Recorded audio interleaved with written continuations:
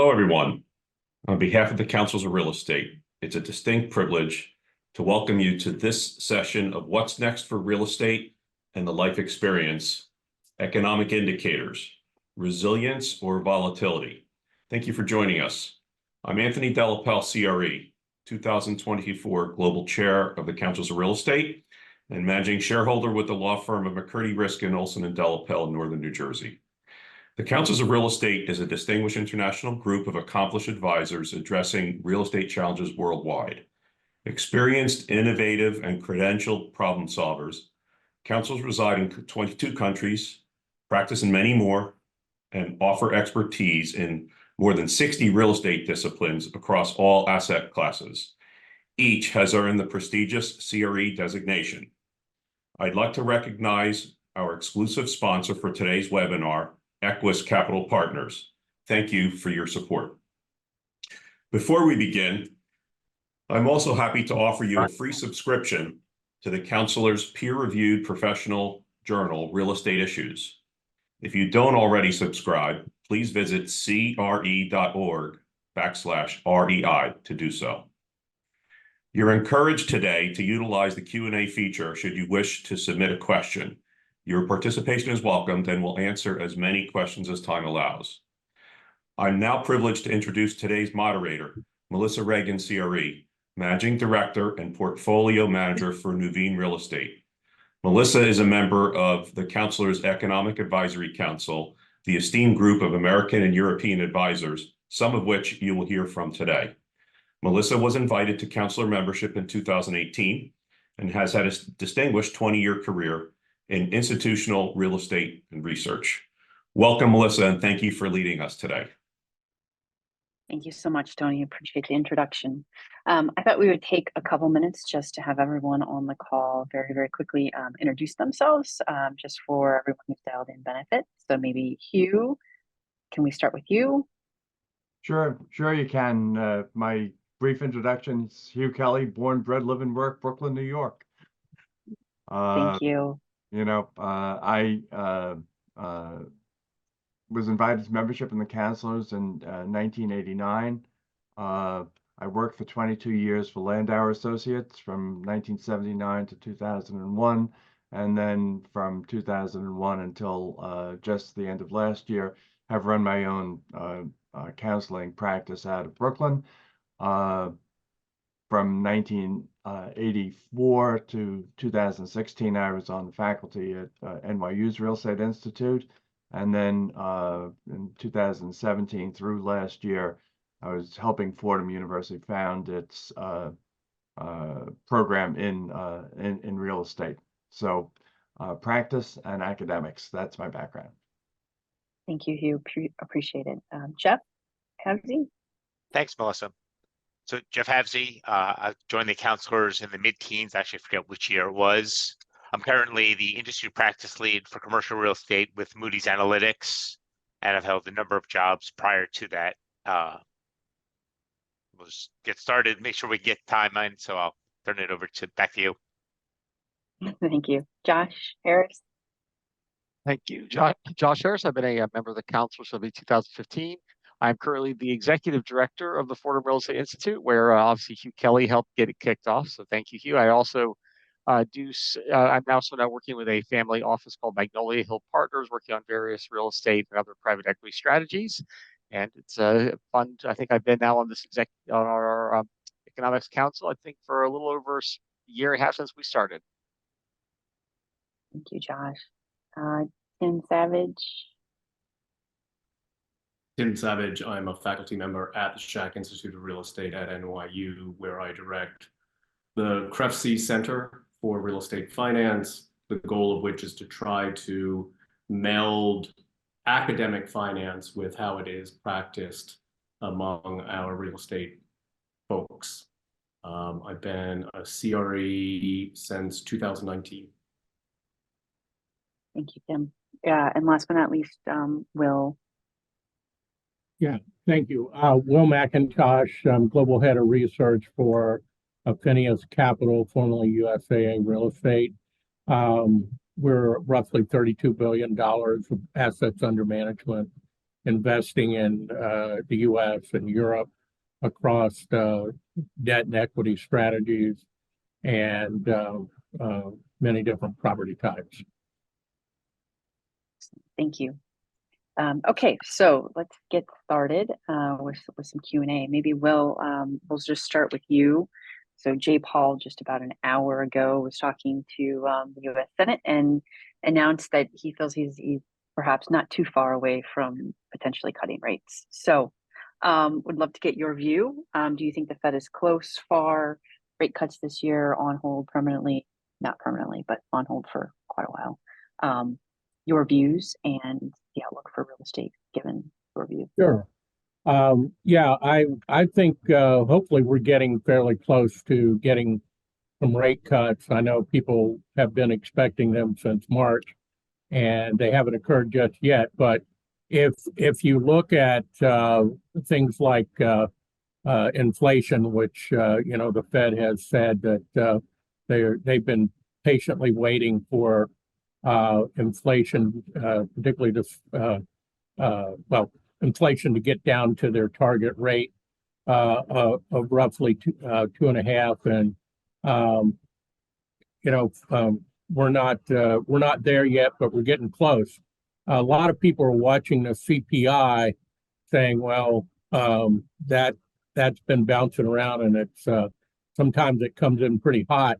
But really, what the Fed is focused on is the personal consumption expenditure index, which is a little bit different than CPI. It's calculated a little differently, and it's got less of a housing component to it. Although the housing component is an important part, it's somewhat less than the CPI. And it looks to me like we can expect sort of mid-year that we're going to have a PCE at around 2%. So I think with the economy slowing and other concerns, that we're probably going to be a good point for the Fed to be able to justify starting to lower those rates. So let me ask a question, Will, because again, maybe 2 cuts, right? We have to think about the politics of it. Yeah. But the other factor that people don't discuss is the Fed has the ability to change their quantitative tightening. Right, yeah. We're doing about 80 billion a month. We can change that. It has less political tones as a rate cut, especially with the election season coming, starting in Labor Day. So I wonder if we will have as many cuts as people think, and instead, if the Fed may pull different levers because of that. That's a great point. Yeah. I saw the president of the Atlanta Fed, Raphael Bostic, speak in person at a commercial real estate conference last week. And, if I had to summarize his message, it was sort of this: don't expect us to cut rates soon. Don't expect us to cut rates until we have a good reason, and which essentially means something falling apart or inflation clearly being low. And he also said something which I don't know if this really, if you want to take this as a political statement, because I think some people in the room did, but I'm not entirely sure. And I don't want to put the impetus, but he made a point that surveys said that people actually are more unhappy with high inflation than they are higher unemployment. And he kind of implied that he could, that the Fed was okay with seeing unemployment rise because it's very low, right? In the, still in the 3.6, 3.7 range in a given month. So I walked away thinking that the Fed's mindset was they're going to hold, or at least his vote, was going to be higher for longer, barring something crazy happening. So my own personal expectations, I'm not sitting here thinking a short-term rate cut is on the cards. Maybe not. I mean, it doesn't mean no cuts by the end of the year, but I wasn't encouraged to think we're about to get some good news from a rate cut perspective after that talk. Josh, what do you think happened? I guess. Well, maybe Tim, over to you. What happens in the scenario, right, where we're not, if rates don't get cut? Right? Yeah. So two excellent points made already. One is inflation affects everyone, but unemployment does not, which is why people are more sensitive to it. And then Jeff's point about looking at the different levers that the Fed has to affect the real economy, right? We're focused on interest rates, but we're not focused on the Fed's balance sheet. which is coming down, but which amounts to a form of quantitative easing. But since the global financial crisis has been much more influential, frankly, to real estate than have interest rates been. And that's, when I teach this in class, I always pull up a graph of the Fed's balance sheet and I say, look at this, because it's really important to think about.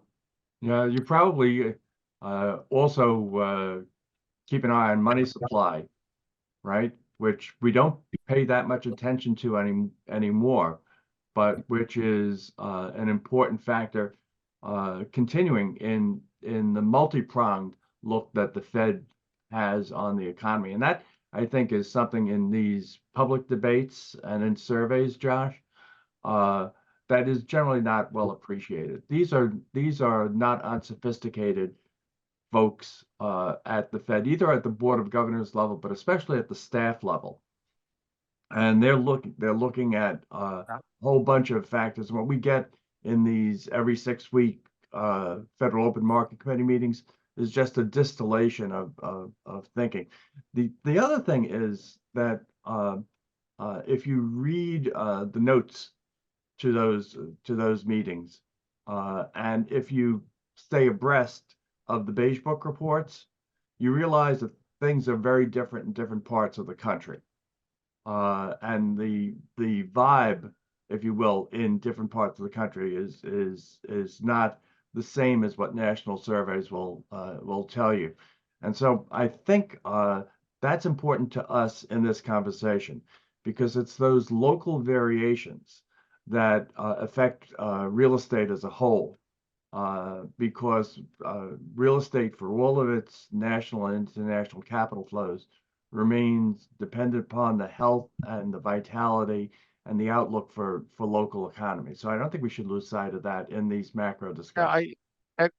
Hugh, part of this, what happens, I mean, I think that when the Fed has made their expectations, and like certainly in December, which I forgot which, I think they're the latest dot plot, whatever you got interpreted, they are predicted to sort of be carry lower rates. I mean, I think there's sort of been also a missing part that they're also, we're assuming a greater slowdown in GDP and other general growth. And that's, I mean, just not happened yet. So I think, but that's the question of productivity, right? So then the question is, can we run faster with productivity? But I want to take a step back a second and say, we're talking about rate cuts. The Fed controls the overnight rate, right? And right now we have an inverted curve. We may just pivot around the 10-year not moving and the short term comes down. It doesn't impact real estate, right? If the 10-year stays between 3.75 and 4, it may not happen. So I think we're overestimating the impact. That's not entirely true, right? I mean, I think the impact is if you have floating rate debt, right, and your Fed funds, and you're tied to SOFR, right, and you're tied to 1-month term SOFR. Now, if you're tied to 5-year treasuries, sure, but like a lot of real estate. But the fixed rate is based off of the 10-year and the spread, right? So you look at where we are. There's more risk, especially if you're looking at office. But even right now with apartment supply and some others, your financing costs, even on the fixed side, may not come down as much as people think. Oh, I don't think they will at all. I think you're right on that. I think people are hoping. Right. Well, that's what I'm saying. Hope is not a strategy. Hoping and praying. But maybe, hey, Will, would love to maybe get your thoughts, Will, as sitting here, in investment manager position and research. Like, what do if the Fed doesn't cut rates this year, right? And it's just like borrowing costs stay high, and we're just in this, and like economic growth is probably still going just fine. That doesn't seem to be slowing. What is your view at that point? What happens to real estate prices and values? Yeah, great question. And obviously, we're watching the 10-year pretty carefully, and the 10-year is hovering around 4 right now. It's possible that if the Fed does start cutting the rates pretty aggressively, we could see that 10-year come down and get, and maybe even as low in the 3.5 range. But we got to remember that we're in an election year, and depending upon who wins this election, we could see policies put in place where we have a bunch of tariffs that are placed on other countries that could prove to be very inflationary we could actually see the CPI go up 1% and find ourselves in a situation where the Fed is really in a place where it's going to be difficult to lower rates and rates may actually go up. So this is going to be real interesting, and I'm hoping, for the sake of the economy, that the Fed will start lowering rates at least by mid-year. Yeah, Will, before we pivot into any kind of fiscal policy questions, which we need to get to, I think, I'd like to say we focus on change.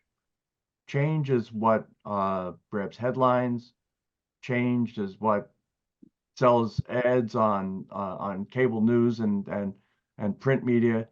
But there's something to be said for stability in the real estate arena. And one of the things that can be said for stability is that it doesn't help investors to plan the future beyond the day's headlines. And so as we think about what the value of our real estate assets is, what is influencing them, I think, focusing on the 10-year and the fact that it will be much more relatively stable than the short rates is not a bad place to focus our attention. Can I jump in here just very quickly? Two points. One point is to recognize that the European Central Bank essentially has paused its rate increases, despite the fact that they are actually experiencing a tad bit of stagflation there. Economic growth is anemic, and price growth, in part because of international conflict, is not anemic. And then the other point is the yield curve. 10-year minus 3-month, the two most liquid bond markets in the world. It's, I won't say its inventor, but its predictive value, according to its inventor, has in fact weakened. If you look at what Duke Professor Campbell Harvey has said recently, the predictive power of the yield curve has lessened, in part just because we all know about it now. Yep. So it doesn't have that predictive power that it once had. Yeah, so, and the predictive power of something like the Phillips curve.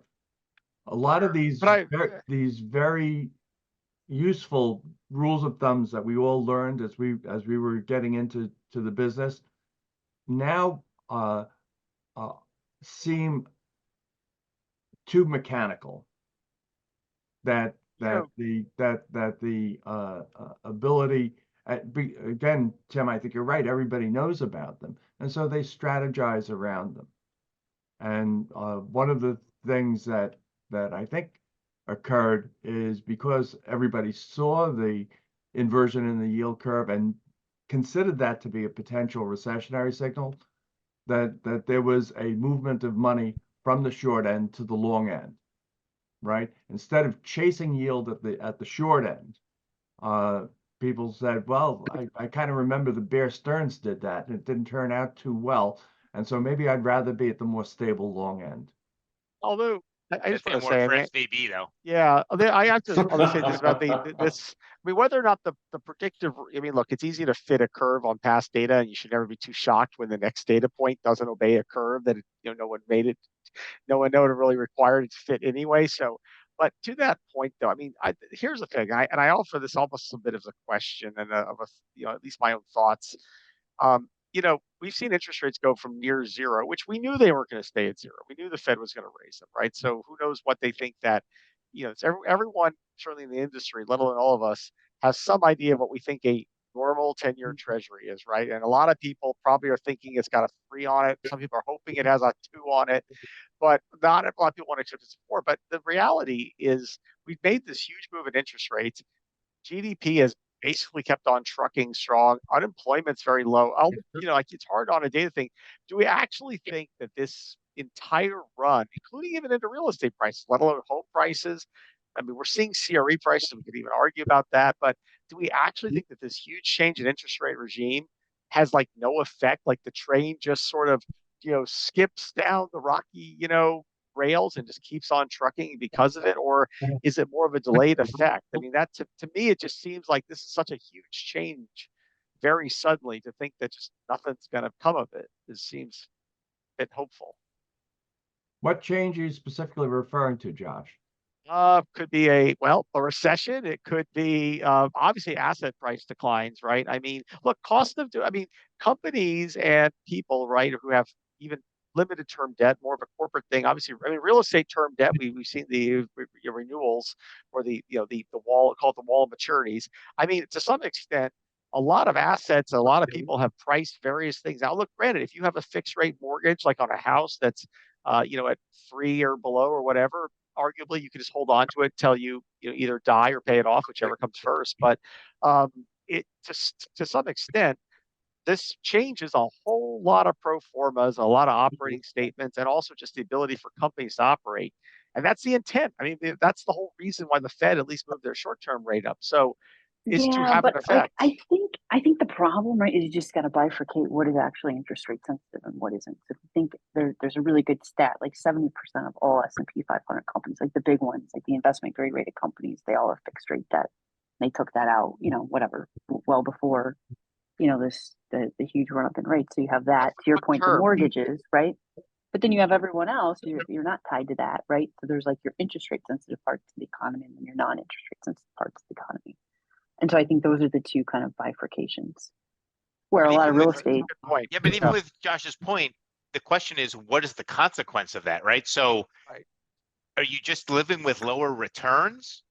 Well, then you don't have distressed real estate that then is impacting the market, right? If you pro forma to 16, you're living with a 5, you're still getting a 5 versus if you go negative and you have to hand the keys back, that's a very different impact on both the real estate market and the economic market. So to Melissa's point about how much is it fixed, what are expenses going up, you may still be in the positive, you're just a lot less in the positive versus in the negative where you have stress on banks and other lenders.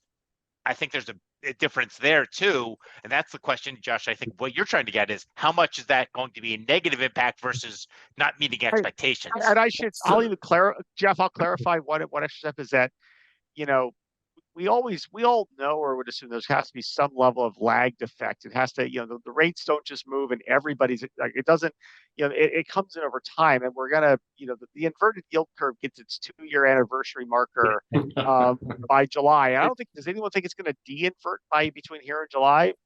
Probably not. So the question is, is it really that the prediction that this is finally the time when the rule is broken? Or is it just that we haven't given it enough time, given the state of things for all the effects to kind of ripple through the mechanisms they're going to impact? So let me jump in here with kind of 3 points, right? The famous phrase, monetary policy has long and variable lags, which essentially means we can't predict. We need to understand the impacts that these things have on cap rates, on valuations. Mm-hmm. And there I keep going back to the point about the Fed's balance sheet. Work I did some time ago showed, in fact, that the Fed's balance sheet does have a statistically significant impact on cap rates, and it is declining now. So we have two issues hitting us at the same time. One is higher interest rates generally, but two, a decline in liquidity, which will tend to push up cap rates. And then the topic that we may or may not love to talk about, which is the bifurcation in office space and the fact that Class B and Class C is suffering because we're not going back to work 3 days a week. I look around this call and I think we're all sitting at home in one way or another. No, I'm in the office.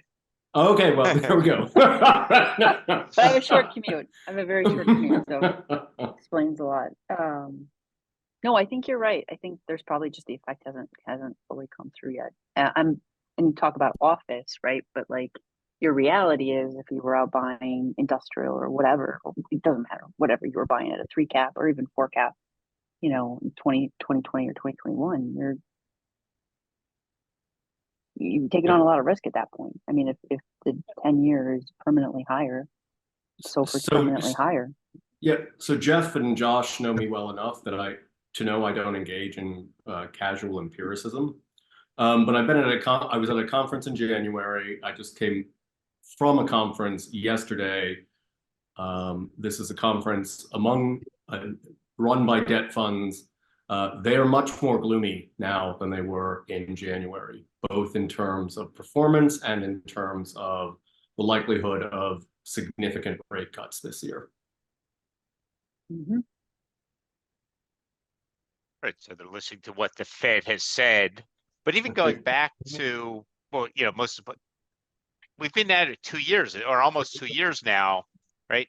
Historically, the transmission mechanism wasn't that long. Now, again, every time is different, right? It may be different, but the higher rates haven't slowed the economic growth. So then the question leads to, is there another mechanism, right? We haven't really talked about productivity. Productivity kind of skyrocketed when we all worked from home and worked long hours and couldn't go outside. It plummeted when everybody went back out. And now are we normalizing at a slightly higher rate? It takes a long time for new technologies to really enhance productivity because we have to figure out how to use them. Are we starting to see that? And then we're going to start to add in Gen AI. Does that overcome some of these higher interest rates because we then have higher productivity? So then the economic growth is a little different. I'm not trying to, I definitely don't know the answer, but I'm willing to speculate on some of those things. By the way, we're all talking mostly about a business sector, employer side, or asset side. You know, the consumer side is one that, again, you know, it's not. I don't think it's as direct to interest rates, although I mean, it is for some, depending if they're trying to buy a house or even a car. Candidly, car payments are very high. But I mean, granted, we talked about insurance, which I think that was one thing we were talking about on our pre-call. I mean, there's a lot more people whose ability to live is being like, I think the hopes that prices were going to come down. I think that there was somewhat of an expectations hypothesis at play that, yeah, things are bad now, they're going to get better. But, you know, slowing inflation just means prices move at a slower expanse. And are wages really, I mean, are they truly keeping up or not? There is this big, candidly, the consumer has held on pretty well, but there is signs on their default rates of cars, of credit cards, dwindling savings. And obviously, look, if Credit consumers, scores. yeah, and rent, you know, I think multifamily rents are certainly, I mean, there comes a point where people just like, hey, I can't afford this, right? And home prices is similar thing. So that's, to me, one of those things that if that happens, then all of a sudden do businesses say, wait a minute, if my demand side equation's changing, my costs are still higher from an interest, and then all of a sudden they're cutting their investment. I mean, that's, to me, kind of a thesis point. But I think that's what the Fed, I think that's what the Fed was expecting to have happened by now, hence why they'd be lowering rates. And that just hasn't happened. Yeah. Can I make two points that are related to this topic? One is that the models that all of us would have built and rely on are based upon linkages that have pertained over our lived experience, right? But we've been through in COVID is a different kind of change. Rather than a cycle, rather than a break in a trend or something like that, this is a true disruption. And where our models do not account well for disruptions. And the way that disruptions interact with cycles and with the various other kinds of simple change, I think is not well accomplished. And therefore, our expectations about how these models are going to work into the future has to fall in a greater zone of uncertainty than we're used to. And that uncertainty needs to be priced. That's the first thing. And then the second thing is we talk about inflation on the business operations side. We talk about inflation on the consumer side. We're leaving out a form of inflation that's extremely important to our industry, and that is asset price inflation. And asset price inflation occurred in many ways because cap rates were driven down to the point in which the risk premium evaporated and even turned negative. And we're in the process of adjusting that. So if short-term rates do change, part of the leg is how do we adjust the risk premium back to a point where investors are actually being paid for the risk that they're taking. I was looking at some data on dry powder in the private equity space, and 80% or more of the target for dry powder are in two real estate sectors only, in multifamily and industrial. And those are the places where the cap rates were most compressed, and yet the strategies that the private equity firms want to be targeting are opportunistic and value-add investing. Well, there is a profound contradiction in those two metrics, and I don't think that the market has really associated themselves with that yet. Will, question for you. Given kind of all the uncertainty, in the outlook, right, whether it be kind of economic or rates, asset values, what, as head of research, are you recommending in terms of deploying? Are you recommending to start buying assets again, hold off? What has been your strategic recommendations? Well, you're moving money yourself, Melissa, and Will is moving money. So let's hear from you guys. Yeah. We are not acquiring yet. We're waiting for rates to come down and the market to become more liquid. Things start transacting. That hasn't been happening, but what we have been doing is we've been doing some development on a selective basis, including build-to-suits and an occasional speculative deal. I mean, we're focused in primarily right now in non-traditional real estate sectors. We've been very active in the data center space and doing some development in Northern Virginia with Microsoft as a tenant. And we are also doing some work with life sciences, particularly in the Boston, Cambridge area. And while that particular sector has slowed somewhat because of private equity funding, it's still the longer term fundamentals are still very attractive. And those two areas have been garnering a lot of our attention lately. And we've also been very interested and active in what I call workforce housing. We've kind of pulled back from Class A apartments, but more involved in workforce. And we would love to do affordable housing, but it's challenging because it becomes very much a public-private partnership, and that gets complicated fast and sometimes very difficult to execute. But we like the workforce housing space. We think there's a tremendous need for it, and part of it comes down to affordability, right? And some of these Class A apartments have priced themselves out of the market, and there's such an incredible supply coming online this year that we're seeing rent growth slow. We're seeing, I think you can expect cap rates moving up in that space as well. And we're not as we're being much more careful. Having said that, I do think that there's an opportunity as this space that's coming online, and it came online last year and coming online this year, gets absorbed into 25 and then early 26, that there's going to be a real opportunity for developers in particular to deliver into that space because the demand is not going away. And it's no secret in this industry that we have a housing shortage issue that we haven't resolved and probably won't resolve for a long, long time. Maybe Jeff, that's a good segue. You were talking sort of earlier about the conversion in Chicago and some of the work that you've kind of been consulting on. Great segue over to you. Yeah, so the probably office to apartment conversion is not going to solve our affordability crisis. And as much as we talk about it, it's actually not a really big portion of the market, right? In New York, between 2000 and 2020, an average of 2 buildings a year were converted. We are now averaging 4 buildings.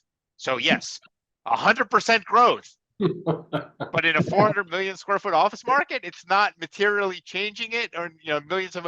So yes, the headlines tell you it's increased, and that's absolutely true. But it's not materially increased, and this is true around the country. Now that being said, Chicago has a pilot program, Seattle's trying something, San Francisco. To get rid of this overhang of BC space that we have. And again, we still are going to need BC office space, right? You need not-for-profits, small law firms, accounting firms, marketing, tech, whatever. So there still is a need for that, but we just have too much at the moment. It's going to be in numerous things. Will mentioned data centers, right? We've seen a data center conversion in some BC office outside of DC. So it's going to be the conversion of this office space to multiple different types of other property types, in addition to some knockdowns. And again, not good environmentally, very bad for the climate, but those combination of things are what we're going to see. And real estate's always reinvented itself, right? That's one of the best things about real estate is the ability to repurpose and reuse. Mm-hmm. And I think that's what we're going to see over time. The question is, who is taking the value hit in addition to the equity to get down to the price point that allows you to make those conversions? So just quickly, Jeff, in terms of conversion, when I talk about this, I say, can it be profitably converted? And I think that's a real issue in places like New York, as well as local zoning issues. Well, the zoning I think of that more of as a straw man, right? Because most municipalities have gotten to the point where they realize we need to do it. That zoning can be changed pretty quickly, especially like the parking regulations and things like that. I have to just disagree. I think from a development standpoint, I mean, it could be done quickly.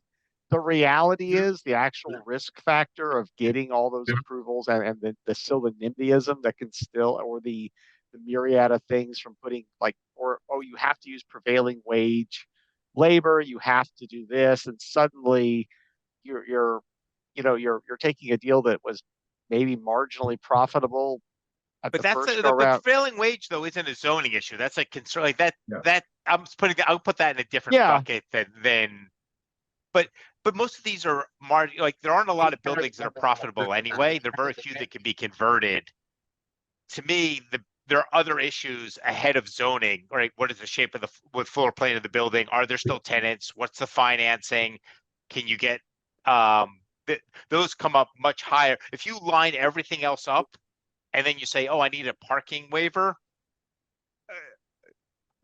Yeah, I'll grant that's not the hard, but I think that political risk is still, if you're wondering why developers aren't jumping at the kind of champing at the bit to get on more conversions, because I don't think there's, especially in places in New York, there's no doubt certainly for anything affordable or even moderate income market rate, there's demand there. I just think that the aggregate risk of the time factors, the physicality, it just makes it that who wants to put first risk dollars on this, right? Oh, and by the way, God knows what an exit cap would be at this moment, right? For also back to our interest rate discussion. So I just think that you're just, it's a great idea, and maybe in the next 10 years we'll be shocked by how many actually do occur. It takes takes a lot longer to get that pump flowing.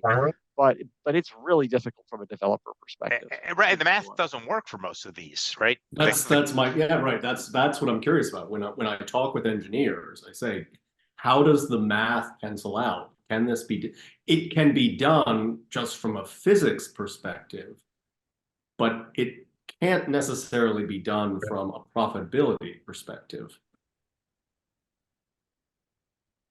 Yeah, where Yeah. where the rubber meets the road, I think in the housing discussion too, is that this is considered to be an avenue to increase supply and therefore favorably impact affordability. But because of the very serious construction costs, I mean, just think plumbing inside an office building to be converted into housing. You know, once you factored all of that in, the cost of the unit is going to be at such a level that you're providing housing for those who can already afford it. And it does not trickle down and will not trickle down to the areas where affordability bites. Well, but having talked to somebody in the affordable housing space, more housing is good, right? It may take a while. It will eventually trickle down because No, it somebody who won't. moves No, it won't. Show more me the units. evidence on Yes, that. it's supply. It's more supply. Of course No, it's going to do it. That's theory, Jeff. That's theory. Show me What do the you mean evidence theory? on It's that. more supply. It's not a lot of supply. It's not materially changing the affordability, but more supply is always better if you're looking at affordability because that's going to move the curve. Again, on paper, but I don't see that in practice. And I've spent what 40 Because there years aren't in that many affordable units. housing? Wait, but there aren't that many units, right? So you're not going to see the movement because we're talking just a few units, right? If you had 100,000 new units in New York at class, some of them would realize, wait, we're not filling up, and eventually it would trickle down. So how long has it been since New York City produced 100,000 units in a decade, much less a year? But that's the point is we aren't building enough, but any new unit is going to help because it will eventually work its way through the system. Somebody who was in a unit that can afford the newest unit, and again, why would they want to take a conversion if they can buy a brand new? But if you have more supply, I do think that will help in the long run. It's just we don't have enough of it for you to We see in built the a data. tremendous amount of new housing on the Gold Coast of Brooklyn, looking into the skyline of Manhattan. That hasn't helped anyone in Brownsville and East New York. No, nobody. So I get the math of it. I get the modeling of it, but in practice, it doesn't work in my 40 years of experience. But go back to your But- previous statement, which is we haven't built enough housing. So yes, Right. it hasn't helped in Brownsville because we still haven't built enough that it's going to impact. There's still a shortage of housing, and they are the last people to be able to afford it, so they are punished first. And I fact don't that- want this to be too New York centric, but it seems at times that when we think about pricing risk, that New York State finds a bad policy and says, yeah, this is the greatest idea ever. Let's shoot ourselves in the foot again. I was, the governor spoke at a recent SHAC conference, and she actually used the word supply 3 times. And I was shocked, personally shocked that Kathy Hochul understands what supply means. Something I just to add a little bit to de-New Yorkify this wonderful discussion, but Please. yes, the housing. I mean, obviously, look, the developers and at-risk capital, as I'm sure Will and Melissa I'm sure will agree with, right? I mean, anytime you can de-risk a big portion of what's going on, even if it doesn't really change, pro forma somehow never really capture that risk of what happens if the county commission just decides to say no, because why not? Why shouldn't they? So Florida has this interesting law that all the counselors out there, I think you should look at this. Especially if you're in Florida, obviously you've probably heard of it, but if you're not, it's called the Live Local Act, and it was passed last year, went into effect July 1. They just passed a enhancement or fix bill. And by the way, this is the reason it's not any big news, because it's completely bipartisan, pretty much like 100, like I think there was like 1 vote against it in the entire Florida House. And it basically it's the anti-NIMBY bill. It basically gives a right of preemption if you're building what they call affordable housing, which in the Florida definition is up to 120% of area median income AMI, which is actually kind of more that middle market. Now, of course, Florida has low income, so it's still not that high, comparatively, say if you did that in New York. But now it's early because this only literally went into effect the first round of it July 1, not even been a full year. But there's already been some cities like Miami and others that are jumping all over this to try to accelerate the approval process. But developers, I'll just say, are getting incredibly excited because it's de-risking, right? It's going to make the process faster. And it takes, now if a city wants to throw their hands up and fight it, they probably can do that and win. But if a city wants to embrace it and just basically be the anti-NIMBYism of sort, and I think that's candidly that's the stuff that's going to be successful when you can de-risk it and shorten the time period. So if New York were to dare to pass something in that varietal, which I think little pockets have done in some time. It's So not like Josh, I can give you a counter example because Massachusetts has a similar law, and the town of Milton just voted to opt out, and the state said, "Great, we're taking away money from you," and they said, "We don't care." Like they said, Florida did not give the right to opt out. No, they didn't give the right. They voted to sue. Like they're gonna go they're gonna go against it. So. And what I would say is towns like that, they're not going to get it. They will lose out, or they'll maintain their high status. But the ones that embrace it will get more. And if there's if there is an economic flow through of additional jobs, that they'll get the benefit thereof. Right. So it'll be interesting to see what happens, right? Because it was just around a train station. The idea was actually to build it higher density near the train station. It was a really good. You're saying they killed a really good idea. Exactly. And the state said, basically, we're not fixing your seawall. Then there's $200,000. Now you're going to be flooded too.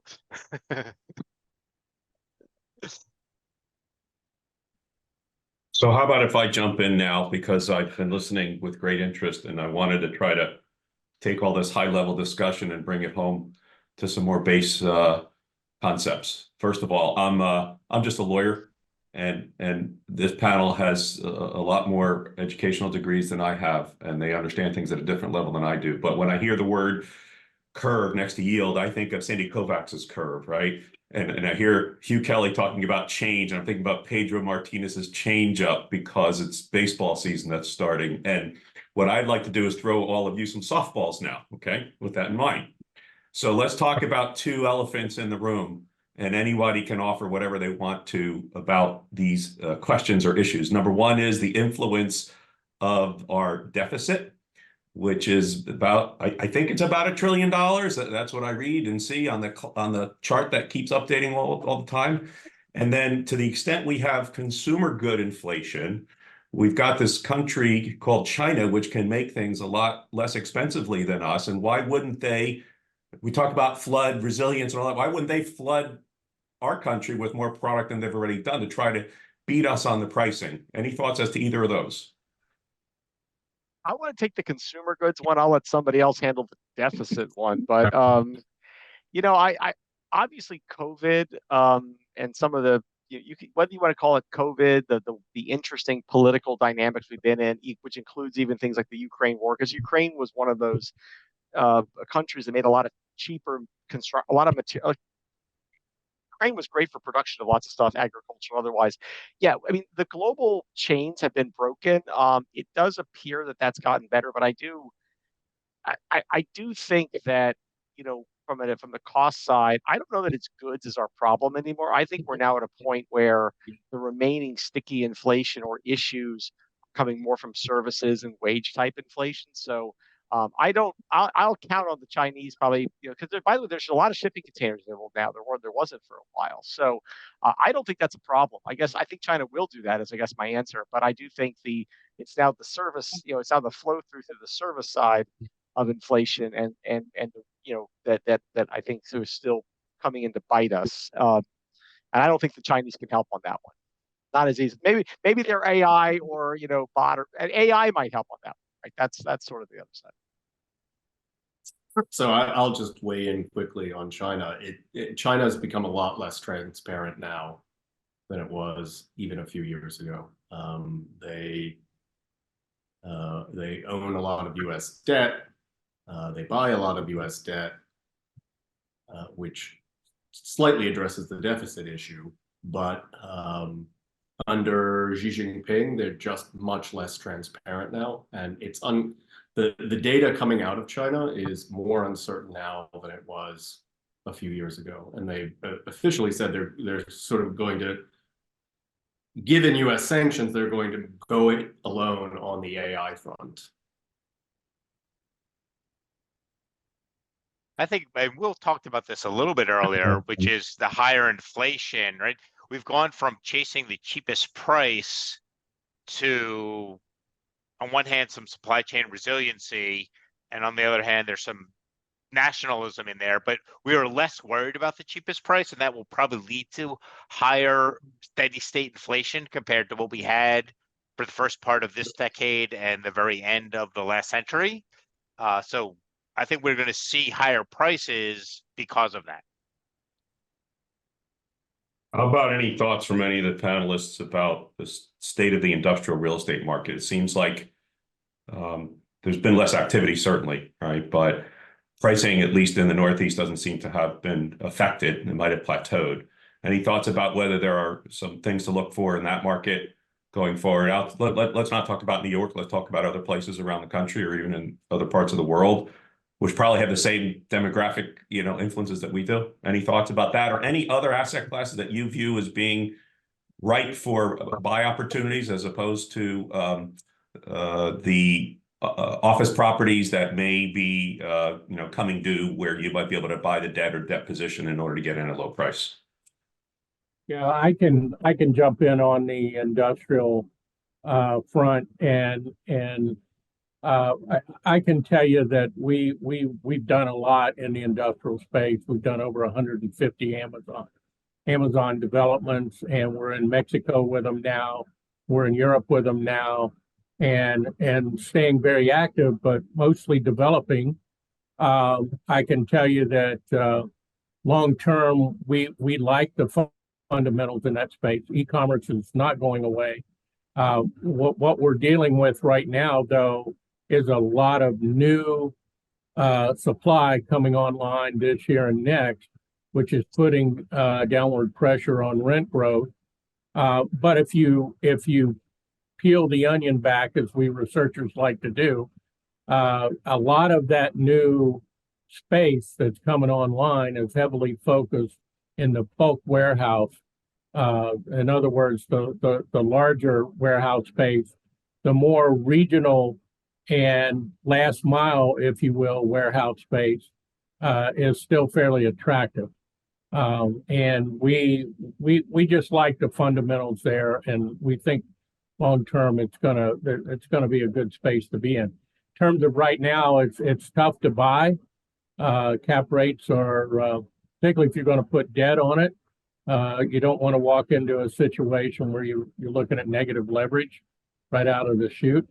And when you look at cap rates in some of these markets versus what debt's pricing at today, it's a tough spot.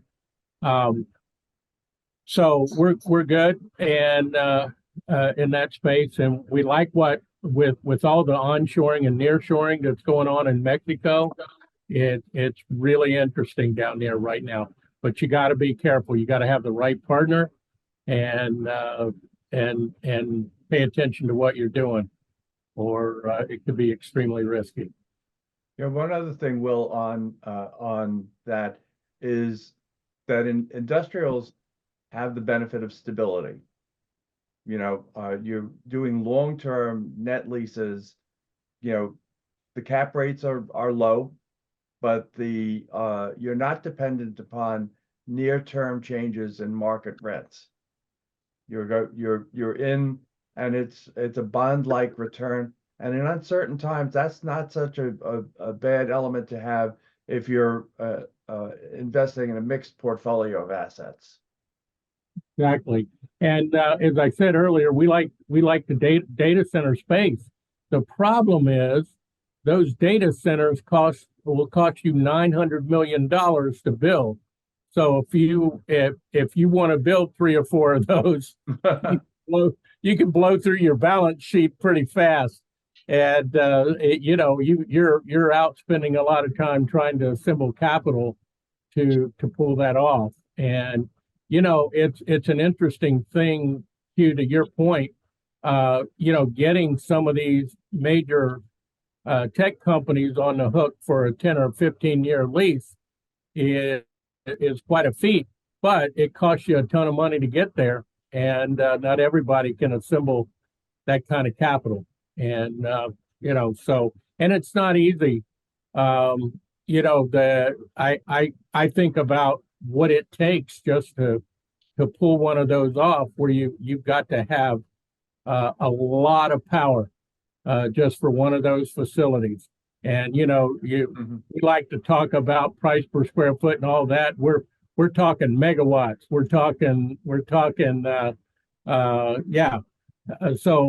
and being able to do the proper cooling and oh, by the way, Dominion Power will tell you that you want that power. Maybe we can get it to you in 3 years. And oh, by the way, we're going to have to put in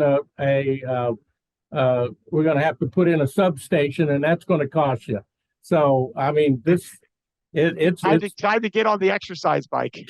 It's a crazy business, but it can be very rewarding. It's just tough to execute. So we're almost out of time, Melissa. Any last question or questions you might I would say, direct to Will, the one panel? thing on your Yeah. industrial, do you see a Yeah. reshifting of where, right, we've had kind of the major hubs before and those secondary, given the nearshoring and onshoring, is there some risk as to what had worked historically, and are there opportunities then where markets, as we see how supply chains are slightly changing due to changing world dynamics that we talked about a moment ago? I'm not sure that enough investors are considering that. I'd love to hear your thoughts on that. Well, if you're talking about how the desirability of certain locations is changing, certainly. I'm saying like Savannah, which was never on anybody's Yeah. radar, has now become a major port because of the change in logistics. Exactly. And matter of fact, we just completed a transaction in Savannah. Obviously the supply chain disruptions have really rocked the world. And we're now looking at, quite frankly, markets that maybe in the past we wouldn't have looked at, but now they offer potential solutions. And, from an industrial warehouse perspective, Savannah is one of those markets. And they've dredged their port. It can handle the big ships. Well, I'll tell you, the big risk I'm worried about right now in that space is what's going to happen with the Panama Canal, because the Panama Canal is getting really shallow. You know what I mean? And Yeah. wow, what's that going to do to the shipping industry? Between the Panama Canal and dodging missiles in the Red Sea, it's getting a little tricky out there for logistics. Yes. Final thoughts or questions from our moderator, Melissa, before we wrap up? No, I think we're at 2 minutes, so I think we're out of time. But thank you. Okay, well, I want to thank all of you. Thanks to Melissa, Hugh, Will, Tim, Jeff, and Josh. You each exemplify exceptional thought leadership for which the Councils of Real Estate is known.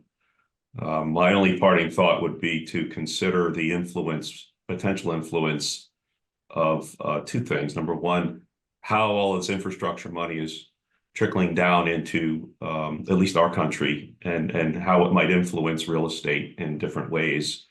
And secondly, the reactions that local government agencies may have through regulatory changes, zoning changes, incentives that they may provide with respect to conversions, affordable housing, any of these kinds of things, that they're going to try to find new ways and new tools to help spur the market in ways that may create that asterisk that I think Hugh was referring to, with COVID, that you don't know everything, right? And there are things that can disrupt the natural forces of supply and demand. And I do believe that, for what it's worth, government agencies at all levels have the ability to be disruptors as well. So something to keep an eye on going forward. All today's registrants will receive a recording of today's webinar. Please look for details on upcoming sessions this spring, including a very topical April webinar on surging property insurance costs. The date will be announced soon, as will the information relating to our annual meeting in New York City this fall. Until then, on behalf of the Councils of Real Estate, thank you for attending this session of What's Next for Real Estate and Life Experience. Have a great day.